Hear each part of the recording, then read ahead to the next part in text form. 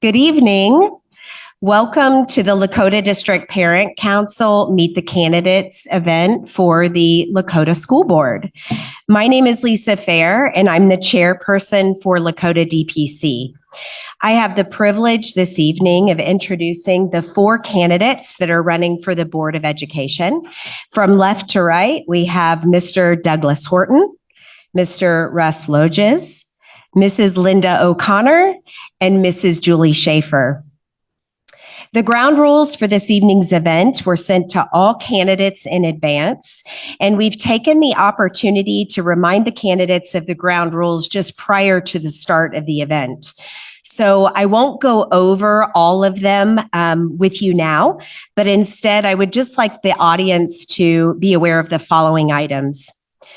First, the moderator for this evening has created and will ask all of the questions. There will not be any questions taken from the audience directly, but candidates will be invited to answer individual questions at the conclusion of the event in the lobby. The moderator will give every candidate the opportunity to answer each question and will announce the time limit prior to each question being asked. And finally, in order to preserve a nonpartisan event or atmosphere, I should say, for this nonpartisan school board race, we ask that the audience refrain from any applause or from making any comments during the forum. Anyone who is disruptive during the forum will be asked to leave by one of our Westchester police officers that are here with us tonight. So our moderator for this evening is Dr. John Foran. He is a political scientist specializing in American politics at Miami University. Since 2019, John has served as the executive director of the Miami University's Menard Family Center for Democracy. Over the years, Dr. Foran has served as a moderator for numerous candidate forums, including moderating this candidate forum for the Lakota School Board 2 times prior to tonight. And he has moderated over 24 local candidate and issue discussions, as well as televised debates featuring candidates running for the Ohio governor's race, the Ohio General Assembly, and the U.S. Congress.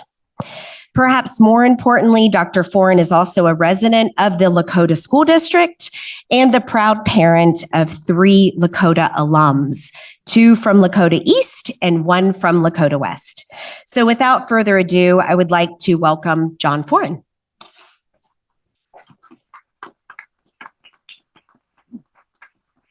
Good evening. On behalf of the university, to welcome to the VOA Learning Center, and thanks for coming. Let me, before we get into questions, let me provide a quick overview of what the next hour and 10 minutes or so will look like ultimately. So we'll begin in a few moments with individual opening statements of up to 2 minutes from each of our candidates. And they'll be delivered in alphabetical order by last name. Okay, which is a sort of a traditionally fair way to do this. We will then proceed to roughly an hour or so of questions for the candidates, which will range across a broad range of issues and topics ultimately. None of the candidates have seen any of the questions in advance. And actually, as it turns out, the DPC invited the public to offer suggestions for questions for this forum. And almost all of the questions we'll be talking about tonight are from those contributions from the community, which made my job a lot easier. So thank you. And so each question then will be roughly, we'll call for an answer of 1 to 2 minutes essentially. And each question will be a little different there depending on the complexity. And then, and the way this will work ultimately, just to give you a heads up, is that this really isn't a candidate debate per se. So we will basically present a question and then each candidate will answer the question. And so my role here is largely to keep the conversation going, and we'll cover a broad range of topics and it will kind of hop around from thing to thing, but we have a lot of ground to cover in relatively short amounts of time to do it. So we'll have quite a bit of questioning there and then 1 minute closing statements at the end. So, and we have a lot to talk about. So without further ado, actually, let's go ahead and move to our opening statements now, up to 2 minutes each. And like I said, they'll be delivered alphabetically. So that makes Mr. Horton the first. All right. Thank you. Hi, I'm Douglas Horton, and I'm running for Lakota School Board, obviously. What may not be so obvious is why. For the past 12 years as a father of Lakota students who've only had their education here in Lakota schools, I've heard you. I've heard you talk about how you want the toxic politics of late stripped out of our schools and off of our school board. I've heard you say how you want to see achievement increase here in Lakota. I've heard you talk about how you want advocates for your teachers, those teachers you love, like Mr. Hume, Coach Wallace, Mrs. Vogelsang, Mrs. Sellers, the dynamic teaching duo, Mrs. McFarland, so many more that I could name, and I know that you're naming right now. I've heard you say and cry out that each and every student in our district should feel loved and protected for exactly who they are. And that means exactly who they are, no matter their race, their religion, who they love, or how they choose to present themselves to the world. And I've heard from you that it's important for board members to say that. I've heard from you that 3.5 out of 5 stars is unacceptable on the district report card. I've heard from you that your class sizes of your children's rooms are busting at the seams. I've heard from you that you want somebody with proven business experience who can handle a district this size with an annual budget of $200 million and a student population over 17,000. The kind of proven business leadership that I've shown for the past 12 years, leading billion-dollar brands at Procter & Gamble. I've heard you say that you want board members who will spend their time designing interventions that will deliver higher educational outcomes for our students instead of interventions from law enforcement designed to keep our board members physically separate. So on November 7th, please vote for Douglas Horton and know that that Horton hears a you. Thank you. All right, thank you, Mr. Loges. So I just want to introduce myself to you guys. I've been a Lakota resident for about 20 years. My wife and I moved here. We've been married for 28 years. We moved here after meeting at Miami. And we moved here because of the community it is in the schools that are here in Lakota. So we moved here for that reason. And I've been, involved in everything from volunteering in sports, March Madness programs, and involved in my kids' school. And as they progressed through Lakota, I started to have some concerns that maybe we weren't focused on education, that we've lost a little bit of that from the distractions of political influences. So as I became more and more involved, I saw that. And recently, my concerns were proven when we saw the U.S. News World Report and we saw our most recent report card, 3.5 out of 5. And in comparison to a lot of the area school districts, I think we all agree that that's not where we want to be. So with that, I've decided to run for school board. I feel like I have a lot of nursing leadership and small business experience that I can use, especially to work as a team. I think that's something we've lost. We need to be focused on our mission and our goals, decide how we're going to get there as a team, as a board, and make that happen because our schools are too important and our kids are too important. Thank you. All right, thank you, Mrs. O'Connor. Good evening. I'm Linda O'Connor. When you were thinking about where you wanted to live in this community or in this area, you were probably looking as a large consideration, you were looking at your school district. If you were a parent, you were saying at the end of my child's experience here, will they be able to get a good job? Will they be prepared if they want to go into the military? Will they have the skills that they need to go on to higher ed or on to trade school? Or maybe they'll want to start a business of their own. Will they be ready to do that? If you're a community member, you might be considering what is going to be the resale value of my home, and will the school district maintain the performance that it needs to maintain? I want to say to our parents first and foremost that it's our job to help you, not to take the place of parents, but to help you, to help your children to be successful. When we start putting our time and thinking into issues that are not focused on student achievement, we take away the focus from our core competency, which is educating our community's youth. That needs to change. And our focus needs to be laser focused on our classroom instruction. When I began 16 years ago on the Lakota Board of Education, the district was having severe financial issues, failed levies, loss of trust from the community. The business community was very angry with the district. The failed levies were due in part, the finances were due in part to capped funding, to enrollment growth that was explosive at the time, to many other issues. But the fact was we lost the trust of our community. I'm happy to say today we're in a much different place. We've reestablished relationships with our business community, with our parents, with our senior citizens. We've come to a good place with a balanced budget, and we've had that for 10 years. We have not asked for money for an operating levy in 10 years. We have a very healthy reserve so that we can deal with the unexpected things like pandemics. I look forward to the conversation tonight and having further conversation with you. Thank you all for being here tonight. Thank you, DPC and Dr. Foran, for hosting us. Thank you. Mrs. Schaefer? Hello, welcome, and we're glad that you're here this evening or tuning in so that you have an opportunity to learn more about your school board candidates. My name is Julie Schaefer, and I'm a proud board member and proud parent of 3 Lakota students, 2 who have graduated and 1 who's still attending Lakota West. I'm currently the only serving board member who actually has students in school, which I think serves as a great asset. As Linda said, I believe, or someone said along the line, we always want our students to be productive when they graduate. And I am so proud of all that my kids have accomplished after leaving here. 1 is working as a biomedical engineer. 1 is about to graduate from Ohio State University and is already employed as a chemical engineer upon her graduation. That they have received these jobs because the amazing foundation they have received in Lakota. Our report card right now is not where anyone wants it to be. However, we also do have much to celebrate while we work on taking that report card up. We've managed to add a cyber academy. We've added Shark Tank classes.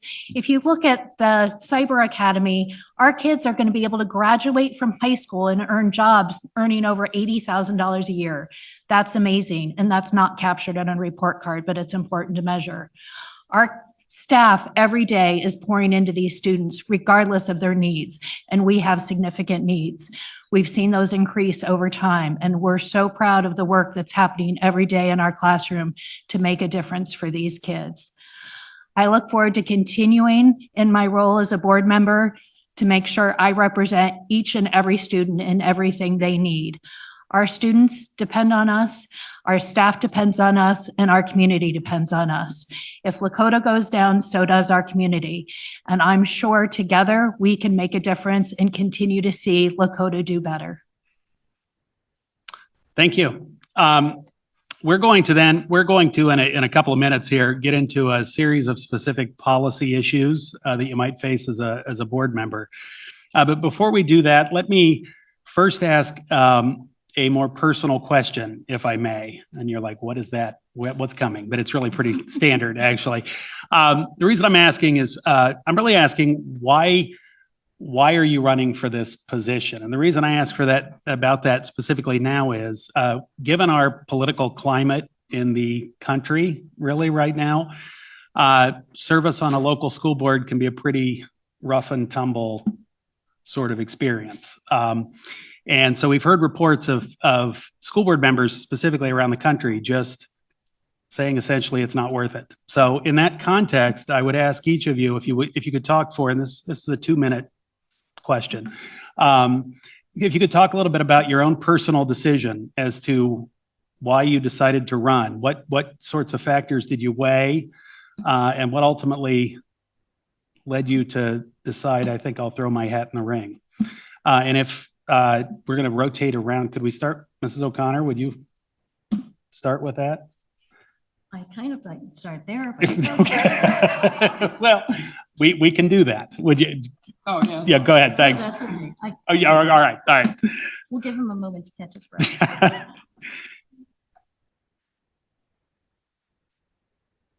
So basically, the essence is, why are you running? Yeah, especially now. So Yeah. that's a very fair question, actually. It was not an easy decision. I put a lot of thought and prayer into running again. and whether or not this was still my calling to do it, because it was when I started this process. It was a difficult decision given, especially the past few years. It has been more challenging than my entire time on the board, even when I first started and all the financial issues that we went through. But the issues that the district is facing, many of which Julie already talked about, are issues that require veteran and experienced leadership, people that have knowledge. We're looking at several pieces of the report card. We had a 2-hour meeting on the report card, went very in-depth on what the results were and what we needed to do to address the report card issues. That has to be the first and foremost thing. Our district is capable of much, much better, and no one on the board was comfortable with those results. Secondly, we have a master's facility plan that we're in the middle of at this point in time. That's going to require tremendous effort and focus. We're about to talk about the funding options on that and thinking of creative ways to do that to lessen the impact on our taxpayers as much as possible, while still providing future-ready facilities for our students. We also need to address, we have 2 contracts opening up with our unions in the early spring. I've now served, well, I've been through many contract negotiations, but I've been the board representative on those negotiations now for 3 different rounds of those. That takes experience. It takes understanding the process and making sure that our teachers are fairly compensated at the same time that we're recognizing the impact on our taxpayers. I always expect those signs to come up a little slower than they do. I think those are just a few of the issues that are in front of us that we're looking at. We need to hire a permanent superintendent to replace Dr. Lawley in August.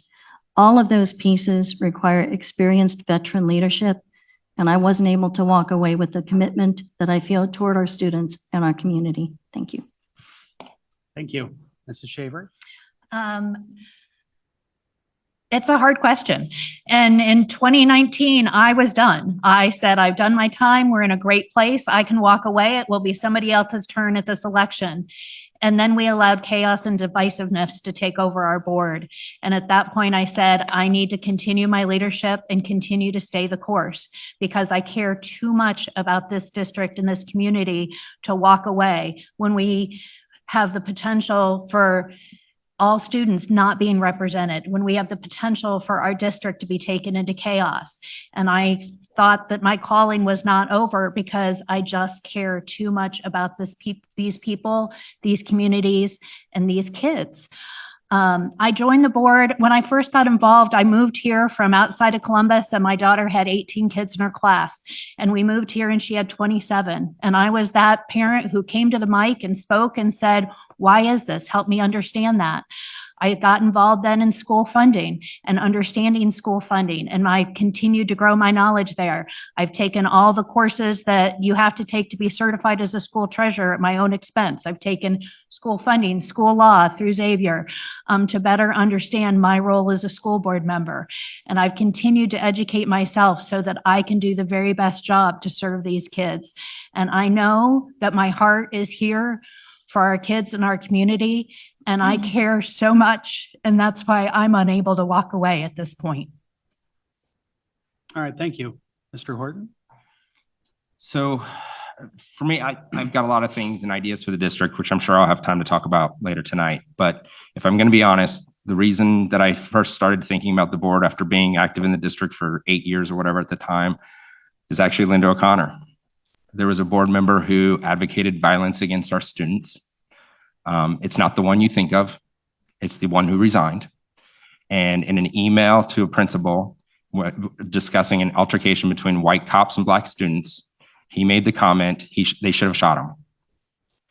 And when that went down, the truth didn't come out, despite the cries for transparency with the public. And I was shocked when the news came out and the news got a hold of it.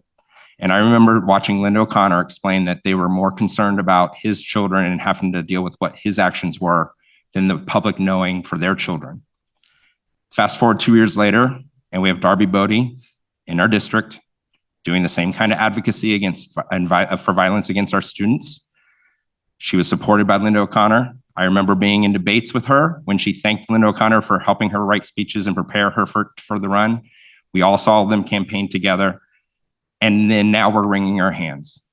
And so The reason I'm running is because I love this district. My kids have only been to schools in this district, and I love the teachers. I love the schools. And if I won't step up and fight for our schools and our teachers and our students, then who will? All right, thank you. Mr. Lotus? So for me, I think we all say some of the same things, but maybe we have come from different sides. But what all matters is our students and our kids, and that's why I'm doing this. It's funny because you do get this question a lot. Why would you step up and do something like that? Yeah, you'll see things on Facebook. You'll get called names. Just last week, I think I won't even repeat what I was called. Just unbelievable. So it is. It's a tough thing to decide to do. You're going to put your family through, and people are going to be relentlessly against you at times. I don't care about that because I care about our students. I care about my kids. I care about their friends. That's why I'm running. As a nurse, we're taught to advocate for our patients, and I think that's part of me now is where I will step up and advocate for our kids to give them the best education possible. I'm invested in this community. I believe we have a foundation of greatness in our teachers, our community, a lot of our leadership. So we are poised, and I was going to tell Linda, she stole my notes over here, but I wanted to be laser focused on education and put these political distractions behind us so that we can move forward and be a destination of choice again. All right, thank you. Shifting to a different question, but staying sort of at a big picture level for at least a couple more minutes. Quite a few of the questions that were submitted online for this forum were not actually about specific policy issues at all, but were instead more general questions about the role of public schools in our communities, the role of public schools in society generally. So in that context, again, sort of at a 30,000-foot level here for a minute, I'd like to ask each of you to discuss what might be called your philosophy of public education. And what I mean by that is, like, what do you see as being the most important functions of public schools in communities generally, not just Lakota, but generally? What, if anything, is their special role or job in society? What are their most important responsibilities? And specifically this is a four-part question, isn't it? And given that, whatever your view is on that, how do you think Lakota is doing right now? So that's clearly a 2-minute one. Yeah. So could we start with, again, sort of rotating around Mrs. Schaefer? Sure. Thanks. I believe the function of public schools is potentially to change the trajectory of students' lives. There is no greater impact than the gift of education to make sure that every child has the opportunity to succeed. And that, I think, is just fundamental. It's hard to even go much beyond that because that really is the most important thing. If you don't have a high quality educational system for every child, regardless of their upbringing, regardless of their socioeconomic background, regardless of their abilities, if they have special needs, if they're gifted, they are not going to be able to succeed if those needs are met. And they go beyond just the academic needs. We have to make sure that those social emotional needs are met as well. Because if you do not provide for those social emotional needs, a child can't learn. It's been studied. If they are hungry when they come to school, they are not going to learn. If they're worried about their safety because that morning Dad decided to slap them across the face before they got there, they're not going to learn. So some kids may need some additional supports to make sure that they're okay. And that public schools, I believe, are a safety net for our community's children. Our government talks about that they educate, medicate, and incarcerate, and that's where our budget goes. I would much rather invest in public education so people can afford their own medication and they are not on that train to get into jail. And I feel like that's where Lakota is going to make the difference and make sure every child's needs are met and every child succeeds long-term. Thank you. Mr. Horton? So for me, it comes down to community. I think the public schools are the heart of our community, even for those who choose other options. We all see the hustle and bustle during the school week when they're all in classes and stuff. But I also see it on the weekends when the Thunderbirds are in the gyms playing basketball, and we've got LSO soccer on the fields and baseball using the diamonds out there, right? I see the trunk or treats when the families come together, families that they don't know, but the kids know each other and relationships start forming.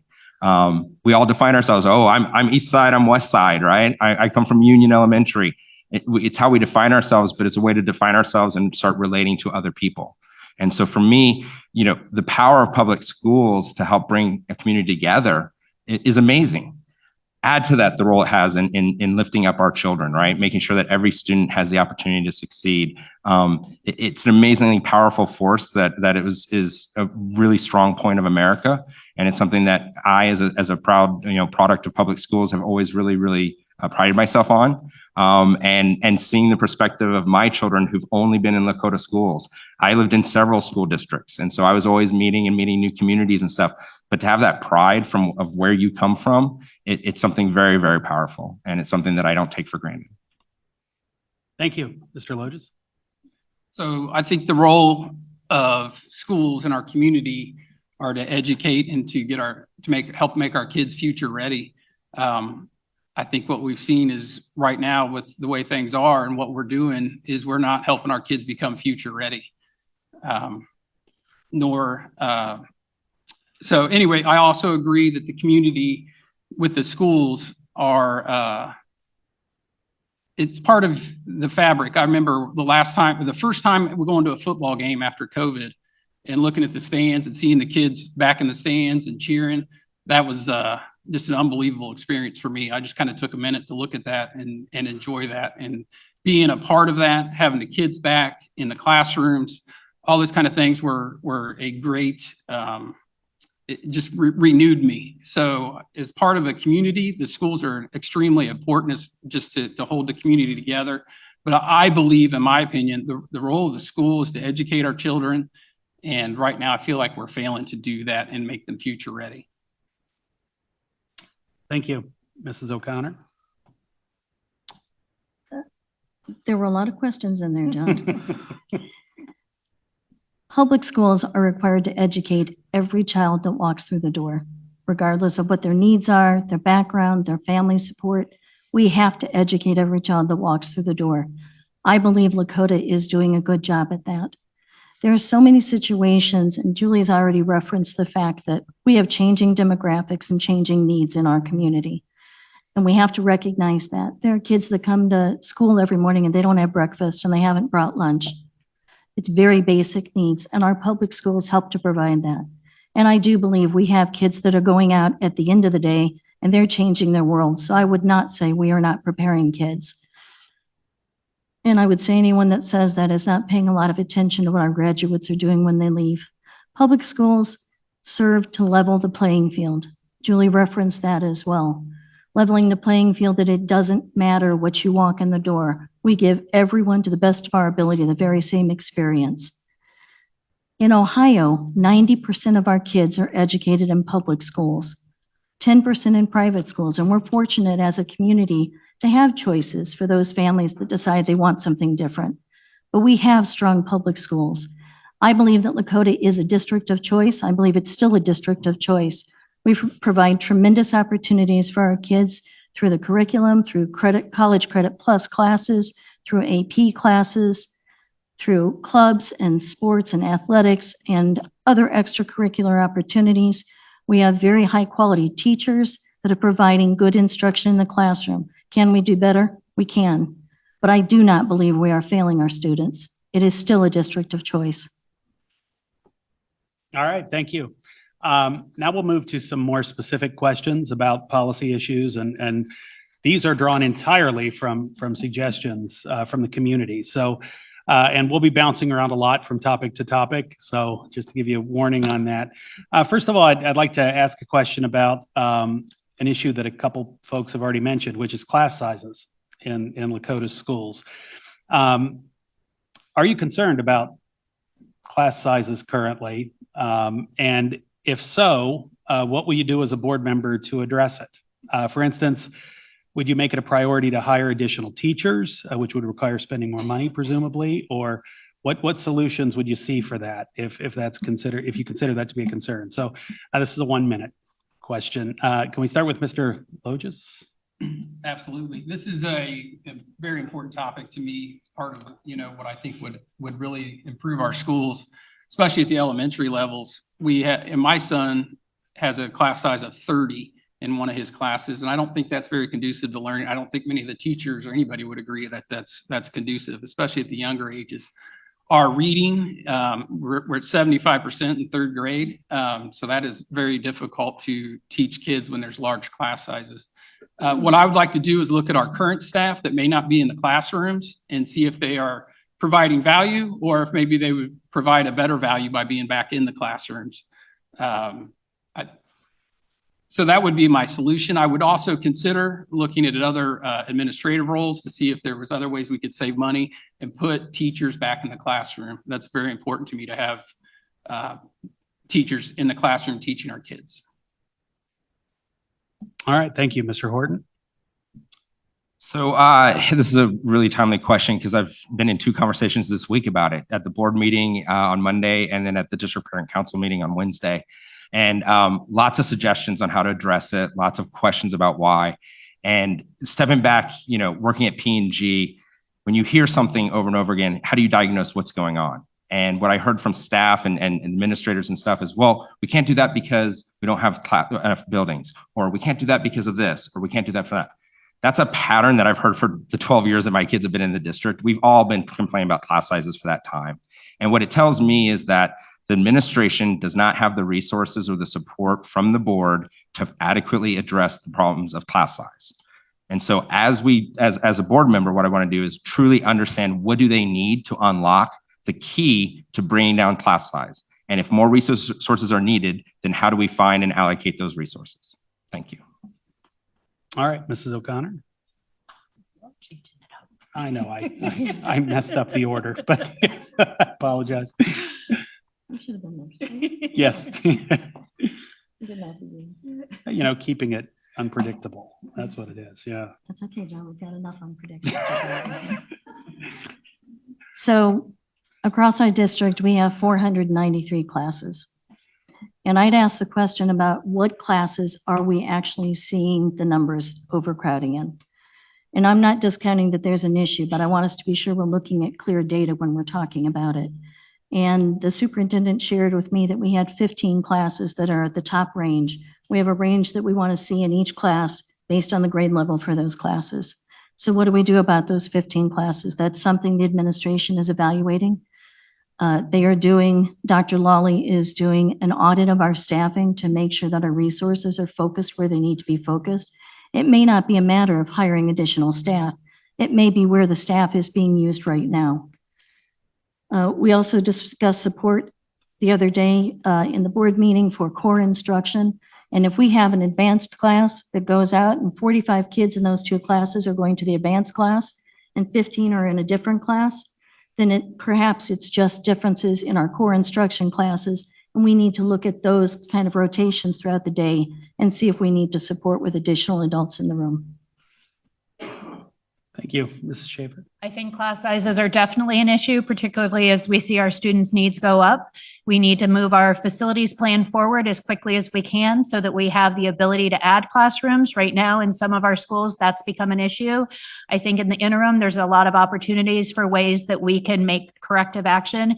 If you look at Hamilton, they use their COVID dollars to team teach in their classroom, and they were #1 in math growth in the state. So I think we have opportunities to address class size in a non-traditional way while we're working on our facilities plan to make sure that we have space to have the adequate classes that we need. Thank you. Shifting gears to a question about the existing infrastructure in the school district and the master facilities plan. Could each of you comment on what you see as the advantages or disadvantages of the facilities plan as it currently stands, and whether you support it as it currently stands? And do you have concerns about its timeline for implementation, its financing, or anything else about it ultimately? And more generally, do you see room for improvement, or are you happy with where it's at? Generally, what's your take on the facilities plan? Could we start with Mr. Horton, and I'll try to restore correct order. So we can just kind of go this way. Of So yeah, course. thanks. So let me say I'm a huge advocate that our facilities need to be addressed and that we need a master facilities plan. I'm critical of the work that's been done. My daughter is at Lakota East, and we've been talking about this master facilities plan for close to half of her entire education here in Lakota. There's just such a lack of urgency on it.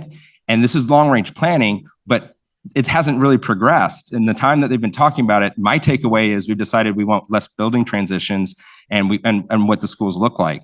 We haven't used it as an opportunity to reimagine how we deliver services here in Lakota. In an age of ed choice that's only going to expand in Ohio, we should be looking at what are our facilities that open up the opportunities to incorporate Montessori schools into our elementary schools? Or what about us owning our own charter schools to compete with the charter schools that we know are going to pop up to compete with public schools? We've heard complaints about ed choice and how private schools or charter schools don't have to compete on the same level that we do. What if we provided those options to give that flexible learning that did meet those standards? And, let's have high schools that aren't just one size. Let's explore magnet schools for the arts, the sciences. There's so much we could do with master facilities besides a building Lego exercise. Thank you. All right, thank you. And Mr. Logis. Yeah, thank you. The facilities plan, I'm not a fan of either. I think it's at a low end of $500 million, probably by the time it's done. And we all know with inflation, it's going to be way more than that. I think you have to look at, developments into the single family home, I believe is down. The ed choice is only going to increase. So we don't necessarily know what our population is going to look like.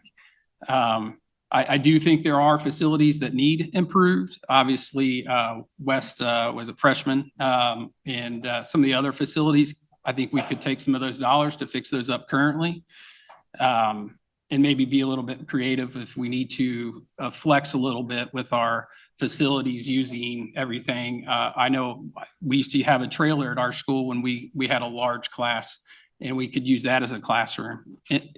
But I think we need to be very cognizant of the money that we're spending and the investment that we're going to make in these. Thank you. Thank you. Mrs. O'Connor. So I think there are several major benefits to what we're doing in the master facilities plan as it is right now. And primarily, there'll be a reduction of campuses, which will result in operational savings. And there will also be a reduction of transitions for our families. And that's going to be much better for our students. We're grouping them in smaller groups of grade levels, and that's going to be better transportation-wise, better for our kids. I think less headache for families when changing from school to school. We need to remember that the planning for this started just prior to the pandemic, and at that point, no one had any idea what was going to be happening with our buildings, whether or not we'd be back in person. We were put on hold in many ways, and that was unfortunate. But we have begun work again. We've done a lot of work working with our community to make sure they have a chance to weigh in on these options. In terms of funding, that is the next discussion that we'll have. We need to understand a couple of points, though. We are getting hit with a 38% valuation increase from the state. We still don't have any idea what that's going to mean in terms of our taxpayers. We have to understand those pieces before we talk about anything like a bond issue. All right, thanks. Mrs. Shaver. I think we need to fast track our facilities plan. We have an opportunity right now to have 29% of any building initiative paid for by the state through the Ohio School Facilities Commission. With the valuation that's just gone through, it could make us look richer in the state and could make the percentage share that the state pays less if we don't take action quickly on making sure we lock in that 29%. I would be very happy to see the state pay 29 cents of every dollar we invest from money that we've already sent to Columbus that we could get back. We also have a unique opportunity in that we're having bonds that are rolling off for buildings that are currently online. And as those go away, we could fund this project with very little additional taxpayer dollar with the bond roll off. So I think we have a unique opportunity, unique timing to make sure we get this done quickly for all of our kids. And it's important to know also that we talk about the changes in student population. We've seen consistent growth in our student population over the last 6 years. So I want to make sure people understand that. All right, thank you. Shifting to a different topic, the Staffing of our schools here in Lakota. So several community members in questions submitted online express concerns about the district's long-term ability to attract and retain highly qualified staff, both as administrators and as classroom teachers. So some cited concerns about ultimately the pay scale in Lakota as compared to other districts in the region. Others expressed concerns about recent negative press about the district and concerns about whether that may interfere with the attractiveness of the district as a place to work ultimately. So in your view, and this is a 1-minute question, in your view, is this a concern? And is it something that the board could address in some way? And could you address it as a board member? So can we start with Mr. Logis? Yeah, so something I forgot to mention in my introduction was my wife's a teacher. So I hear a lot about all of your concerns, of all the teachers' concerns. The concerns like the class sizes, the number of kids that you have total. I think they said there was an added class recently. So now one of the teachers I was talking to said that she has like 150, 160 kids total over a course of a day. Professional development is taxing on the teachers. Pay, I'm sure, is an issue. I think in Lakota, we're probably in the middle. There's districts that pay less, but I think overall your experience as a teacher in Lakota, if you're supported by your administration with things like discipline, is going to be better.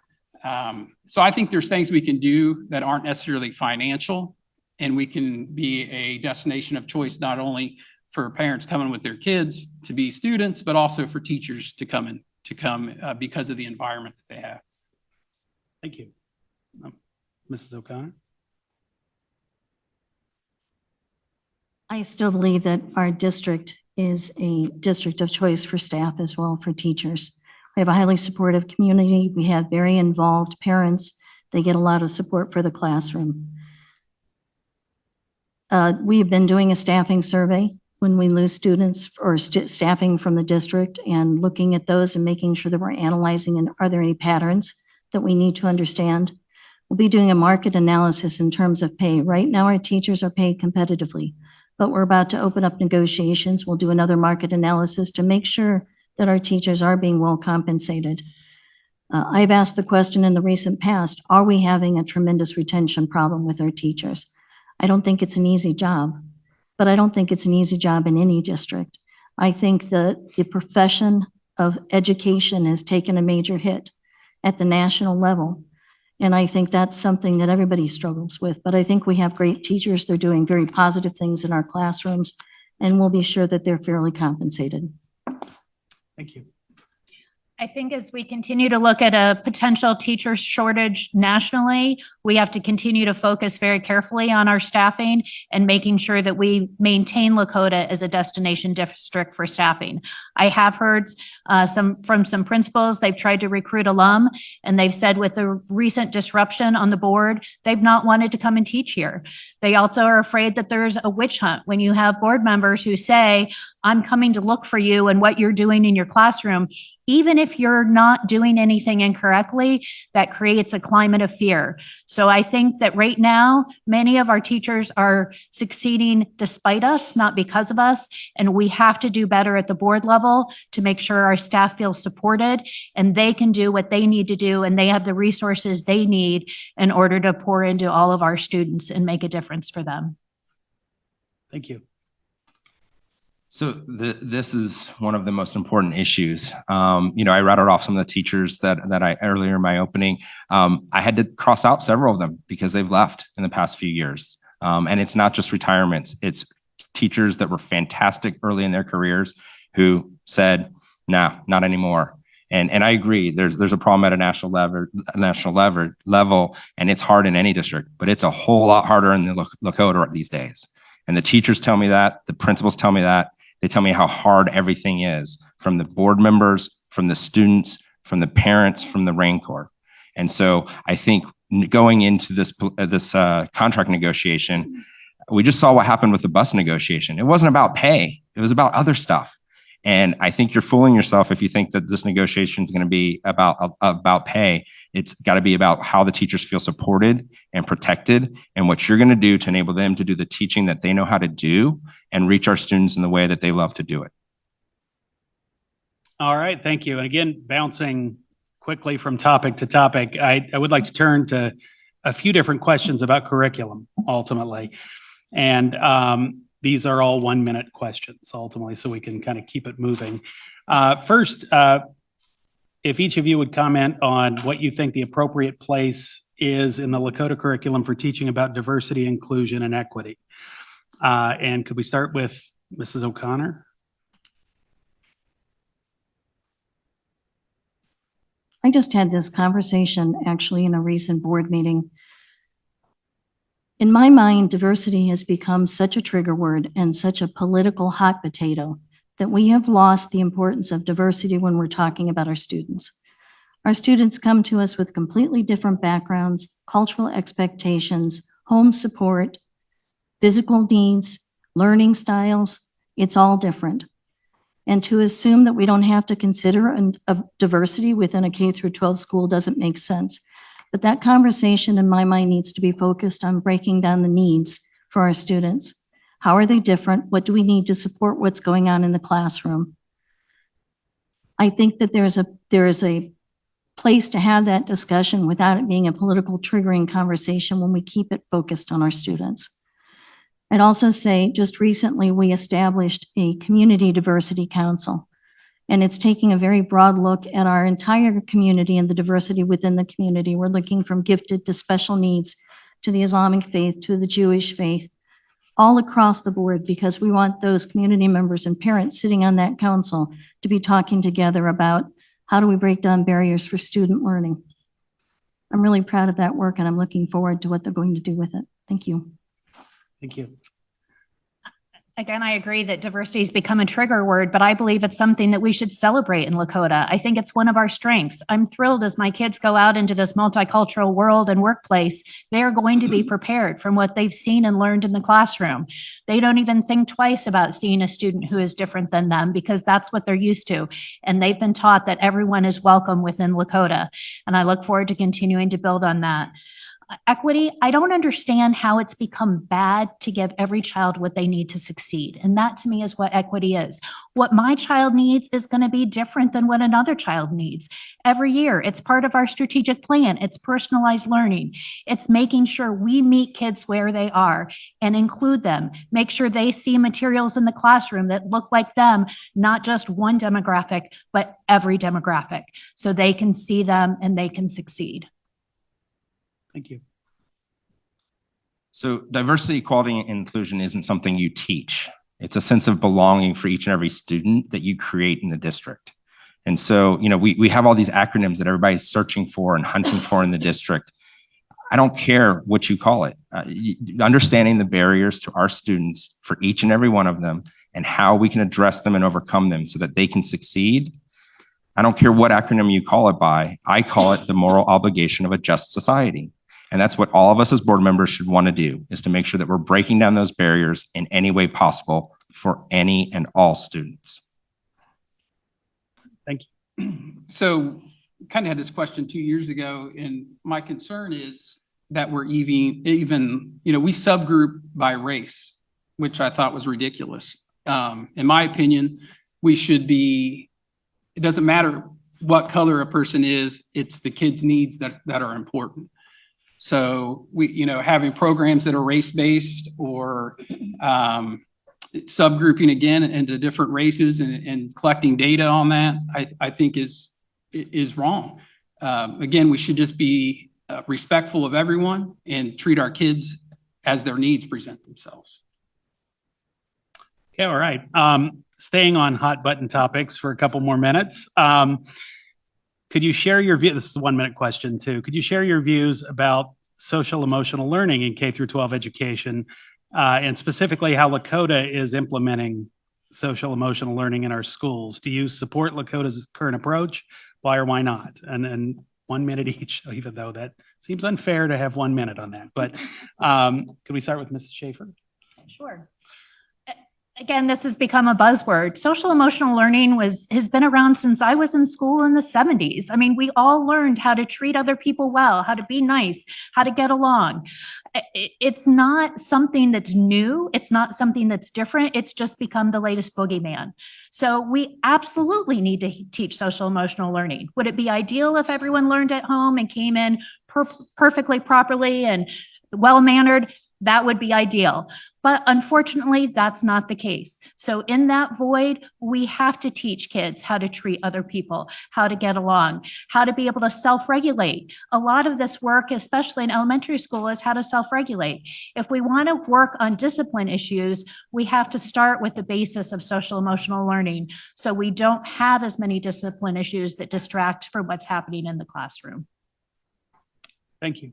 And can we Yeah, go sure. down there and work our way So down? Yeah. I agree with a lot of what Mr. Schaefer said. So I'm going to instead address why it is important for us to look at subgroups.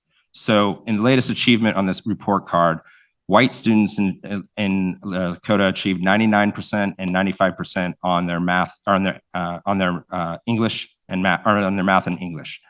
Black students achieved 80 and 70%. Economically disadvantaged students achieved 77% and 69%. So there's gaps between our student groups. It's not that we're trying to isolate them. It's that we're understanding that there's unique situations for those students, and it's translating to their success.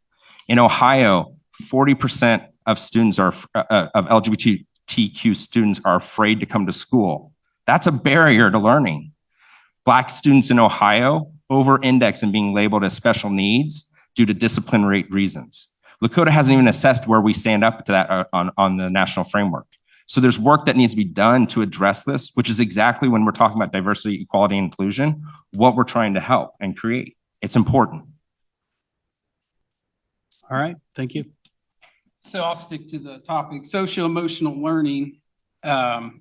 In the past, and I think maybe Julie said this, was something that was embedded in our community, handled by parents, by churches, and teachers. I know that used to be something that was just embedded in the program. It wasn't that we had to have a curriculum or teachers teaching classes. And the experience that I heard one time was some kids kind of joking about a class they had one day, and I thought, well, that was a waste of time, where they were taught about a coffee bean in a pot of water, and it was making the water better. And I thought, is that what we're spending class time on, is teaching them that carrots get soft? So social emotional learning, I think, is something that should be embedded. Our teachers can do this without additional curriculum, and I think parents are a big part of that. All right, thank you. Mrs. O'Connor? I'm not sure where to go with the coffee bean thing, but social emotional learning is something that is actually in our Ohio State standards. There is an expectation that we teach that. I think one way to look at it is this is the old-fashioned character education. It is about teaching anger, communication, collaboration skills, basic life skills that our kids need to have. I believe it is part of our curriculum and that it needs to be taught in every one of our classrooms. It's part of classroom behavior management to make sure that kids are learning the skills that they need to be learning to be successful later in life. There's an old line about everything I ever needed to know in life, I learned in kindergarten. I think there's a lot of truth to that. Social emotional learning helps us to understand the world around us and how to get along with people in that world. All right, thanks. We are beginning to run short on time, so I'm going to mash up a couple of questions into one thing. But I know rules are, but so let me just put it this way. This is a 1 minute question. But so there were quite a few questions or quite a few comments on the online submissions, which all focus in some way on what Lakota maybe is doing too much of in its curriculum or what it's not doing enough of. So, and specifically there were concerns about maybe not enough gifted education or not enough fine arts options for students or not enough vocational education for students as a pathway toward a career. And so let me ask just generally, are there particular areas in the curriculum offered by Lakota that you believe should be beefed up, ultimately more resources, more course options for students, that kind of thing? And conversely, are there areas that you believe could be de-emphasized without losing essential parts of the educational offerings at Lakota? So that's kind of a complicated question, but yeah, 1 minute each, and we're back at Mr. Horton first. Yeah, thanks. All right. Well, I will say yes, yes, yes, and yes. I mean, I think, I came into the district about 12 years ago when the focus became on STEM, and that did wonderful things to advance science and technology and engineering and math. And then we said, oh, we're going to make it STEAM and add arts and stuff. But I mean, here's my kids' experiences. In elementary school, they have a part of a year on music, part of a year on art. Our offerings as they advance for art were not the levels that they probably should have been. My student who's gifted, I love the work and the GISs in Lakota. They've done an amazing job with what they've been tasked to do and the resources they have. But as they've expanded services to address more, the depth has just lacked. And so, I've seen my son stagnate. I've seen his friends stagnate because the depth of the learning isn't there that they crave. And I worry, I start to see them losing the love of learning.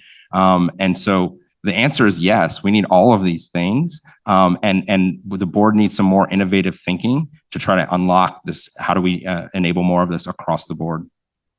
All right, thank you. So this is an important topic too. I actually had time to speak with Dr. Lawley about this. And I was surprised we agreed on so much because I thought I was going to have to argue about it with her.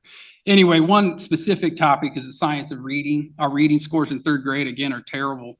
Through talking to some of the community members, they took their kids to a learning center and they were focused on the phonics, on the science of reading, and the kid improved immensely. So that's something that she's said that is going to happen and going to occur specifically in math, especially at our high school level. We've had some difficulty with our scores there. And I think one reason is we go from algebra 1 to geometry to algebra 2. So kids learn a lot of that, lose a lot of that retention. And I also think we have not addressed very well our learning loss from COVID. So that's a big concern that I have and would still like to try to improve that. Some others, just small examples, things like cursive. My kids can't sign their name. Now, maybe that's partly my fault, but I should work on that with them. Time's up. I'd love to discuss that some more. Great, thanks. Excuse me. So in our board meeting the other night, we actually had a lot of discussion around core instruction. As I mentioned already, there has to be a laser focus on the core instruction. We're in the process of adoption of an ELA, which is our language arts program, and our math program. So that will already be happening this year. And there's a curriculum review underway internally to make sure that our core instruction is where it needs to be. If I had my wish for us, I would add more of the STEAM. I'd add more opportunities like cybersecurity and the design coursework that we have within our buildings that's offered by Butler Tech. I would embed more career tech from awareness at the early elementary grades on up through actual more opportunities, if possible, in the high schools. I would absolutely add back more fine arts and music in the elementary grades. I think that'd be great to bring a specials in, maybe even think about a strings program. And I would like to see more college and credit plus offered in-house because we know that's great for our kids. I actually agree with Mr. Horton. I think when we changed our model on gifted, we took away that opportunity for our gifted kids to be recognized for somebody who gets who they are. And I would like us to do a hybrid rather than what we're doing right now. Thank you.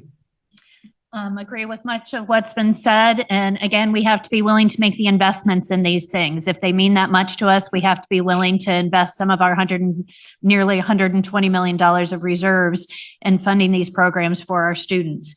I'd like to see, it was mentioned, the College Credit Plus plan program being expanded. We talked about that again at the meeting on the report card the other day. We also need more on-ramps for kids. Right now, if you don't identify as gifted in 5th grade, you can be locked out of core curriculum. And people don't realize when they opt their child out of advanced math in 6th grade because perhaps they have other life things going on, that it might not be good timing, that could preclude them from taking those advanced classes all the way through. And if they're not in advanced math, perhaps they can't be in advanced science. So we need to make sure we continue to look for ways to include more kids in that rigorous rigor.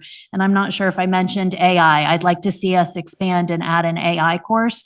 Again, keeping up with the ever-changing world, and so we don't just stagnate with how we all went to school. All right, thank you. Before we leave the general discussion, because we are running short on time, before we leave the general discussion about Lakota policies, an open-ended question ultimately. So I would ask this, if you look back, so instead of looking ahead, if we look back over the past few years and the various challenges that the Lakota district has had to deal with and that the board has had to deal with, is there any one policy decision or policy initiative that in your mind was exactly right? Like a good example of like a good policy to attack a problem. And conversely, was there something that stands out to you that the board missed the mark on, made a mistake on? And yeah, so if that makes sense, this is a 1-minute question. And where are we? Mr. Loges. Thank you. 1 minute. No. Past few years. Okay. Yeah, something like it's vague. Okay. Yeah, so pre-COVID, how's that? Yeah. Okay, so for me, one of the probably biggest concerns I had was with the board. This is hardly fair to you guys because you were on the board and we weren't, but was when we ended public discussion at the board meetings. I think transparency is important and giving the community ample time in a place to state their concerns so that we can hear that and listen to them is important. As far as a board policy, I'm ashamed that I can't think of something that I'm really proud of, but there's a lot of things that we have done or the board has done that have been good. One of the things that I am proud of is something that's been mentioned was the Cyber Academy. I don't know if that was the board, but certainly expanding those kind of options into learning like that is an awesome thing for our students. Thank you. Mrs. O'Connor. It is a hard question when you're a board member. When we create policy, it is 5 different opinions around the table. And generally, policy is a compromise of some sort. And it's meant to provide an overarching direction for our administration to then implement. In reference to the issue that Mr. Lowe just brought up, we had small children in the room and adults were having discussions that were very graphic and disturbing in some respects. The board feels really strongly about hearing from our community. It's important to all of us. But we moved it out into a community listening session prior to our meetings. We stripped away all of the restrictions on it, except to say it's 3 minutes to make sure we get everyone get everyone a chance to speak.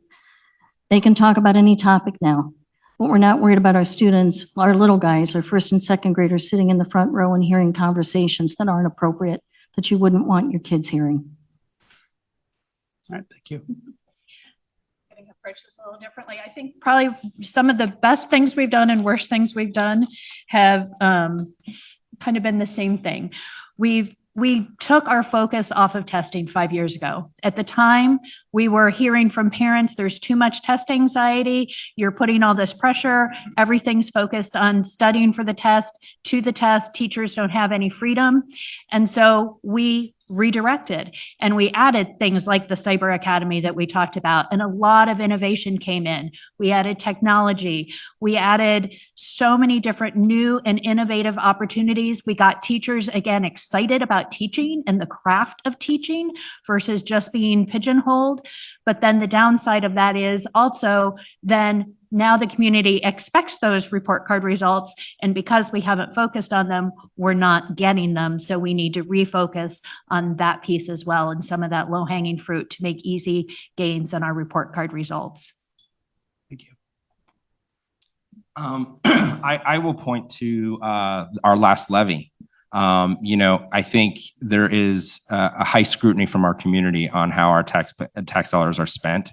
And what I learned through volunteering with that levy campaign, that's actually where I first met Mr. Schaefer, who was a leader on that, and I appreciated that, was that when you make a fair bargain with your community and you say, we need this to do this, this, and this. And in that case, it was restore busing, improve security in our schools, add another bell at the high schools.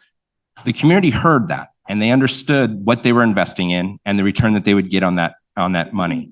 And so I see so much slow movement happening because we're afraid to ask any dollars for master facilities for a school district of our size for the next 25 years. If you make a fair deal with your community, listen to them. Don't ask for the money. Ask them to decide what they want to invest in and what they're willing to give.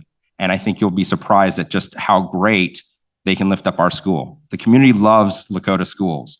You see it every time there's a board member controversy and how they rally behind it. So give them the chance to support our district. Let's look at how do we invest our spending per pupil to be at the levels of other districts. Let's make our district great. Thank you. All right, thank you. Because of time, I'm going to move to our last question before closing statements. So, and it's just a general question about how you'll keep in touch as a board member with the community's ongoing concerns about the district. So my question, this is a 1-minute question, is really how, if you are fortunate enough to be elected by the district to serve on the school board, how will you make sure that you're listening to the full range of voices in the community and that you're able to understand what the community wants out of its school system and that you're able to therefore respond? And I believe in the rotation, Mrs. O'Connor is next. Is that correct? Yes, I believe it is. So, I don't think I've ever been first. Is that right? That's, yeah, I had very detailed notes that turned out not to be right, but What is that? would you please Because go I didn't first? bring my notes. Is that what it is? Yeah, I did. It made no difference. So yeah, could you I'll go go ahead? first. Yeah, that'd be great. Thanks. Can you repeat the question? Oh my. Yeah. So if you're elected, how will you make sure that you sort of know what the community wants from its board and its school district? So communication, I think this is pretty easy. This is what got me involved too, was because I felt like I reached out to my board, to our old superintendent, to our old administration, and I would never hear anything, never. So that really frustrated me. I felt like I was not being heard. So that's one thing that I would commit to, is to at least respond and say, hey, I heard you. I understand your concerns. Maybe I got to get more information and look into it. What I probably won't do a lot of is being on Facebook, because I feel like everybody comes out from behind and it gets nasty. So what I would like to do is respond to my emails. I will be out in the community constantly with basketball programs, football games, people that want to talk to me, and I would welcome that. I also think you got to get out of your comfort zone.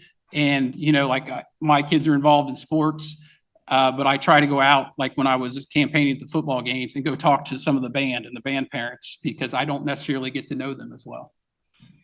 All right. Thank you. Mrs. O'Connor. So this is both personal and what the district does to stay in touch. I'm very involved in our community. I serve on a number of boards across the community, many of them organizations that support our students. I'm out talking to the business community, to parents, to taxpayers, just about every single day. And they're not shy about expressing opinions in any way, shape, or form. And I really appreciate that honesty and the directness and hearing what the expectations are of our community. In terms of how the district stays in touch, we've been doing community conversations now, which is an opportunity for our community to come talk directly to the board for 12 years. I helped start that program, and I think it's been a great program for our district. We put out thought exchanges and surveys on a regular basis to our community. We have Lakota Listens online as a part of our website. Any concern that someone wants to bring forward can go on to that. It'll get a response to it. We have emails, we have board meetings, we have community listening sessions. I feel like our community is very involved, and they're more than willing to share their thoughts and expectations with us. Thank you. Linda already detailed a lot of the things that we have been doing, and I do think the community conversations, which started the first year I was on the board, have been critical to being able to be out and reach our community on a variety of topics. Russ mentioned some of the email responses, and that is a bit of a frustration for board members as well. If anybody besides the president responds to an email and it starts going around, and then it could be an open meeting violation. So we have to be very careful for that. So I know at it frustrates the public, but believe us, it frustrates us as well.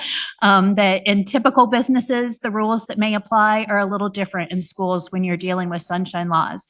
So we have to make sure that we understand that and how that works.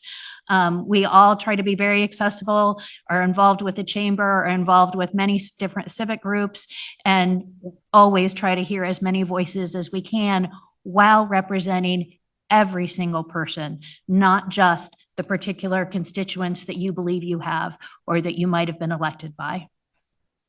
Thank you. So I think I'm a little lucky here with students in the district. I'm in all our schools. I'm volunteering. My wife's volunteering. Tonight I should be at my daughter's volleyball game. So I do interact with a lot of parents. I probably more on the east side, so I need to probably spend more time on the west side. They do have better hot dogs at the football games than east, and I will attest to that. I am very active on social. You can find me on Twitter and Facebook, and I'm advocating for the schools there. I have been doing it for years. Yes, there's trolls out there today. Somebody was knocking me and my hair looked funny, which it does. So that's fine. I'm tough. I can take it. And same thing with the listening sessions. I don't care if people are going to come out and be mean, because what I see on Twitter, because of the algorithms, is I see the teachers sharing what they're doing in the classrooms. I see the district communicating all the great programs we have. So I think it's a very important part of a school board is to be out there in there. And the only adjustment I'd make to what the board's doing now, I champion the community conversations. I think there's an opportunity to go out to people more than asking them to come to you. So a lot of our systems are come take this thought exchange, come to our place where we do our meetings and do a community conversation. Love to go out to those communities where they're already existing, visit all the PTAs. I would do that as a board member. I'd go out and talk about what are they hearing in Union and those other schools. So I think just being more proactive and going to them instead of being passive.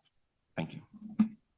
All right, thanks. We'll now move to closing statements, and I will get the order correct on this one because it's in the rules. So we'll go in reverse order of the opening statements, 1 minute each, and we'll start with Mrs. Schaefer. Lakota is at a critical time in our history.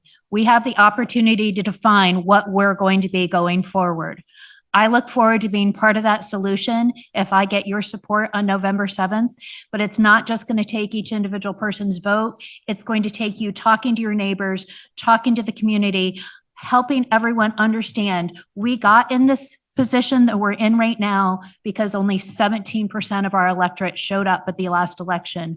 We need everyone in this community to weigh in on what we're going to be. So I look forward to your support. I welcome your support so I can continue to be a voice for every single student, every single family, and every community member within our district so we can continue to define Lakota to be the amazing district that it is. Thank you. Mrs. O'Connor?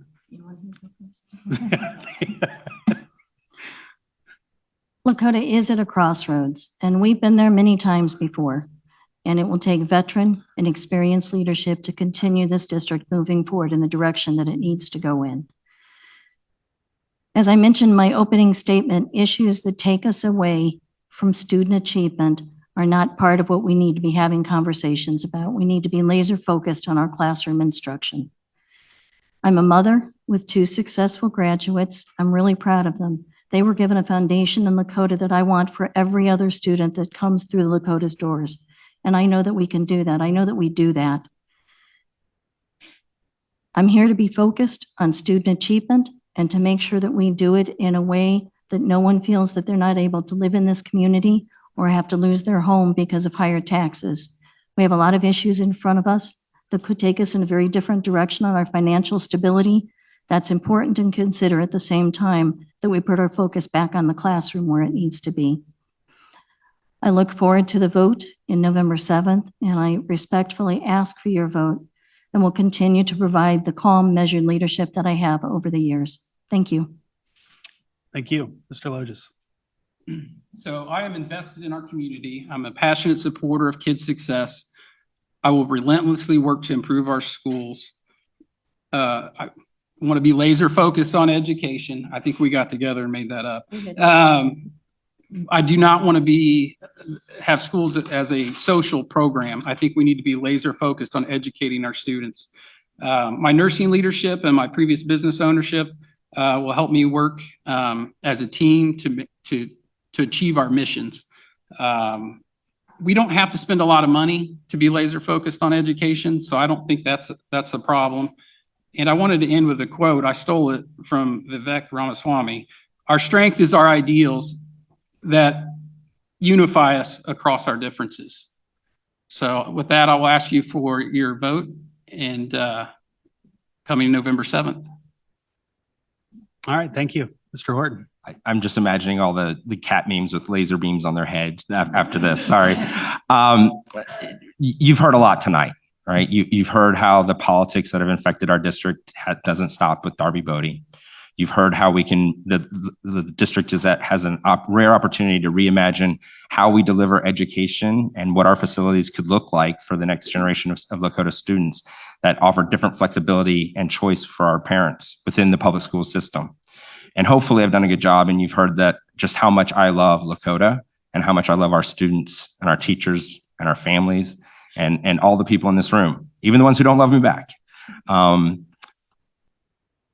But starting in about a week, and especially on November 7th, a lot of your neighbors are going to be out voting, are going to be going to the polls. And a lot of them haven't heard what you've heard here tonight. So please share with them what you've heard. Tell them how important this election is way down on that ballot, that they need to vote. And please share with them that when they vote for Douglas Horton, it means that Horton hears you and Horton has heard them. Thank you. All right, thank you. And my thanks to the candidates for participating in tonight's forum, and thank you for coming out to do this. And let me, at this point, turn things back over to Lisa to kind of close us out. I would also like to thank, on behalf of the Lakota District Parent Council, each of the candidates, Douglas Horton, Russ Loges, Linda O'Connor, and Julie Schaefer. And I think now would be an appropriate time to give them a round of applause. Thank you. I would also like to thank our moderator, Dr. John Foran. And at this time, we'll invite our candidates to go ahead and make their way to the lobby where they'll answer any questions that the audience has. We'll give them a minute to go ahead and regroup out there. And as they do that, I'd like to take the opportunity to thank some of the folks that made this evening possible. First, Miami University, Voice of America Regional Campus here, and specifically Brad Farr for this space and the hospitality. And we'd like to thank Westchester Township, who will be televising this evening's forum, and Tech Services for helping assist with the audio and the video. We'd also like to thank Westchester PD for providing security tonight, and our student timers, Emerson Wynett from Lakota West and Kira Fair from Plains Junior.